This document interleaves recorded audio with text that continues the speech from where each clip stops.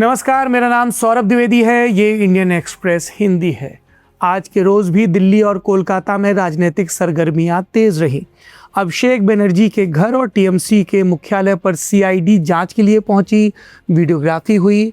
असल में क्या हुआ, किस तरह की रुकावटें प्रस्तुत करने की कोशिश की गई, इसके बारे में आपको इनसाइड स्टोरी बताएंगे और फिर आपको बताएंगे दिल्ली में सोनिया गांधी और ममता बनर्जी के बीच हुई मुलाकात के ब्यौरे और इससे इतर टीएमसी की प्रेस कॉन्फ्रेंस में लगाए गए इल्ज़ाम और उस पर बीजेपी के पलटवार के बारे में।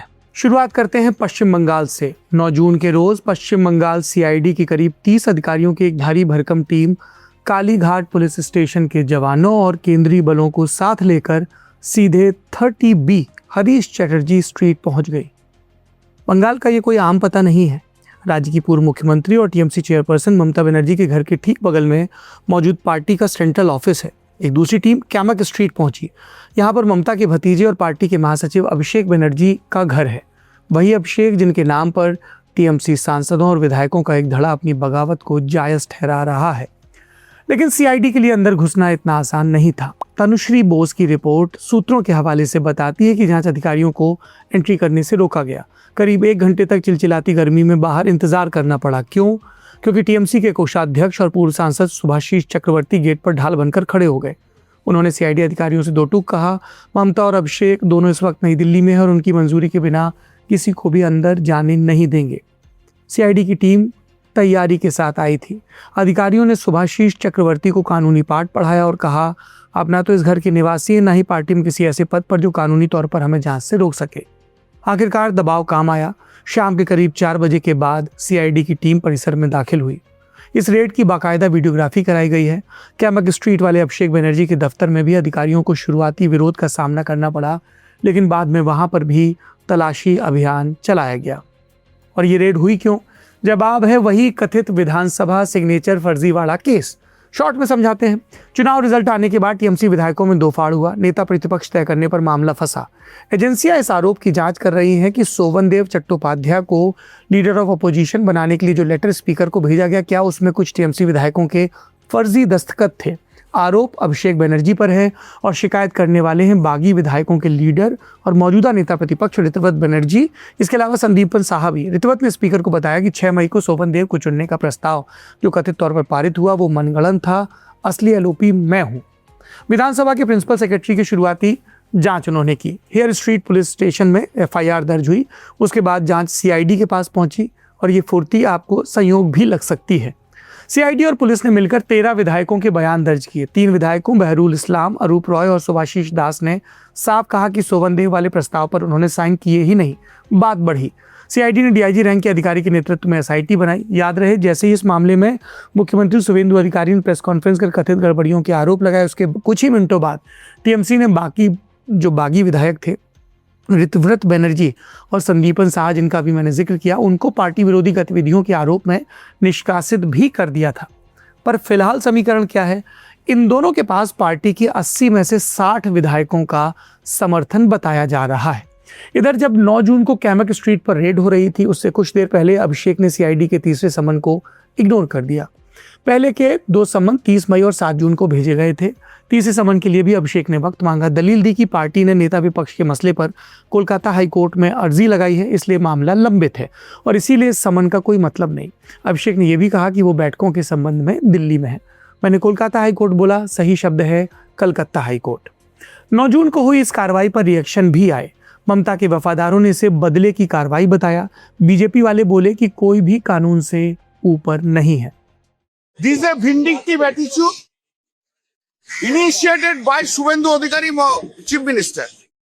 He is arrogant, he is autocrat, he is a vindictive person.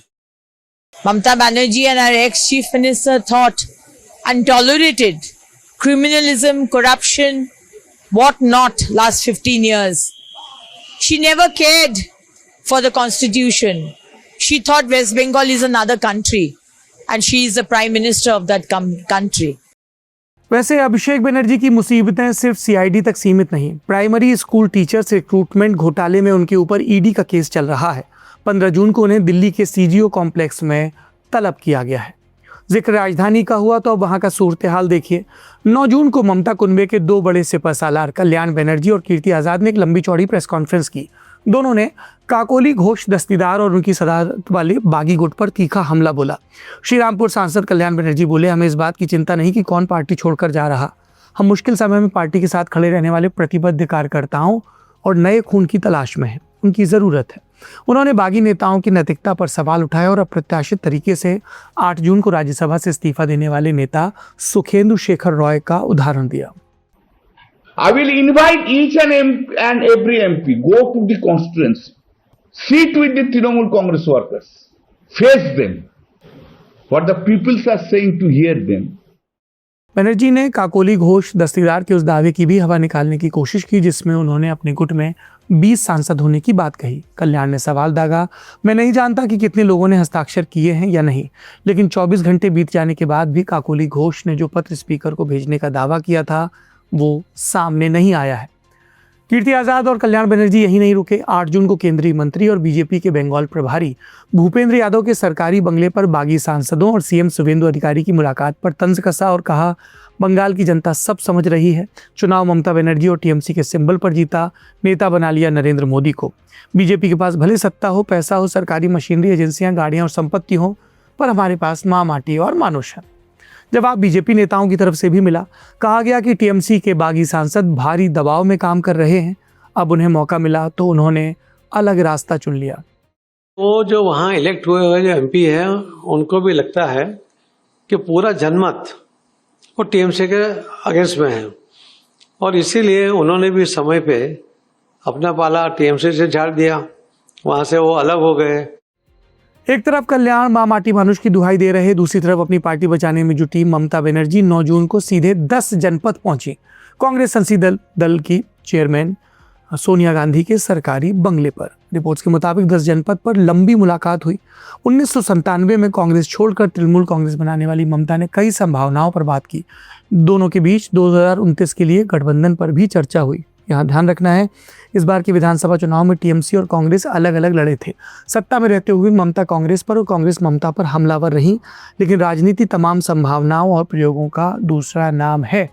कुछ राजनीतिक टिप्पणीकारों ने यह भी कहा कि वापस कांग्रेस में विलय की भी संभावना से इनकार नहीं किया जा सकता, जबकि कुछ के मुताबिक ये फिलहाल दूर की कौड़ी है।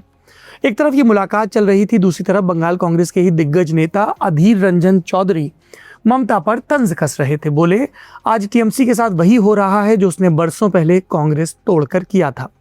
अधीर ने यह भी इल्जाम लगाया कि ममता बनर्जी ने उनके इलाके में आकर हिंदू मुस्लिम कार्ड खेला। दरअसल अधीर रंजन चौधरी बहरामपुर से लोकसभा का चुनाव हार गए थे टीएमसी के यूसुफ पठान से, और कहा जा रहा है कि यूसुफ पठान भी बागी नेताओं, बागी सांसदों में शामिल हो गए हैं। इसके बाद ये बयान आया। आपको ध्यान होगा, अधीर रंजन चौधरी 2019 से 2024 के बीच लोकसभा में नेता प्रतिपक्ष भी थे। नेता प्रतिपक्ष नहीं, दरअसल कांग्रेस संसदीय दल के नेता थे।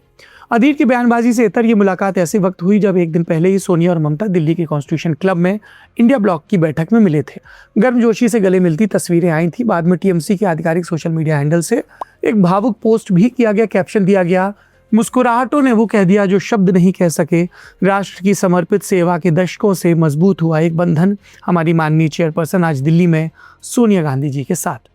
पर इसके पीछे बंगाल की सत्ता गंवाने और पार्टी को बिखरते हुए देखने की कसक है जो किसी से छिपी नहीं है। बंगाल से खबरें आती रहेंगी और हमारी नज़र भी लगातार इन प्रकरणों पर बनी रहेगी। 3 टर्म की सत्ता बदली है, अभी बहुत कुछ सामने आना बाकी है। आप देख रहे हैं इंडियन एक्सप्रेस। अगर आपको हमारी पत्रकारिता पसंद है, चाहे वो एडिटोरियल पर बने वीडियो हो जिनका नाम वैचारिकी है, या डिजिटल ओरिजिनल हो जिसमें हम ऐसी चीज़ें जिन पर सोशल मीडिया में बहुत चर्चा हो रही है उनके बारे में बताते हैं, या फिर देश की बड़ी खबरें हों, आपको कैसी लग रही कमेंट बॉक्स में ज़रूर बताएं, क्योंकि आपकी प्रतिक्रियाओं से हम समृद्ध होते हैं। आप जिस भी सोशल मीडिया प्लेटफॉर्म पर इंडियन एक्सप्रेस हिंदी को देख रहे हैं, हमें, हमारे साथियों को सब्सक्राइब ज़रूर करें, और यदि लगता है कि ये एक तथ्यपरक पत्रकारिता है तो इसे अपनों के साथ साझा करें। नई शुरुआत है, आपके भरोसे से है। बहुत बहुत शुक्रिया।